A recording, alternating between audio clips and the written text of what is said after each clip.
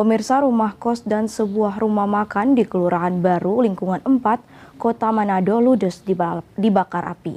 Kebakaran tersebut berasal dari kamar salah satu penghuni kos.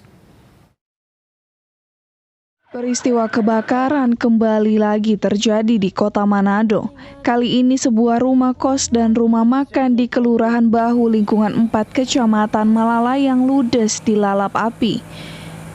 Menurut penjaga kos Magnificent Tampi, api yang melahap 33 kamar kos tersebut berasal dari lantai 3 rumah tersebut. Tadi kita sementara bersih-bersih dinding gelabah. Kita dengar ada barang pelot yang begitu, bangunnya bunyi. Kalau kita lihat sudah api. Begitu. Api dari mana tadi? Api dari lantai 2, kamar kedua. Ada rumah makan sebelah kamar. Tanpa kos berapa? Berapa kamar? Ada 33. Warung? Warung kita ke warung yang uti. Kalau di dalam ada kita. Ada kantor katanya? Ya. Kantor? Oh, dokter, praktek.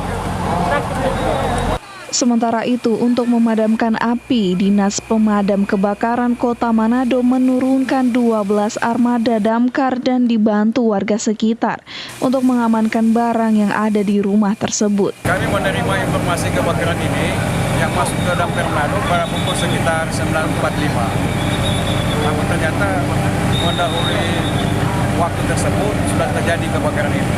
Ini di Bahu Lingkungan 4 dan merupakan wilayah Kecamatan Ulaya. Kita melibatkan sekitar 12 armada untuk sampai dengan saat ini dan sifatnya 2 kali atau 2 red.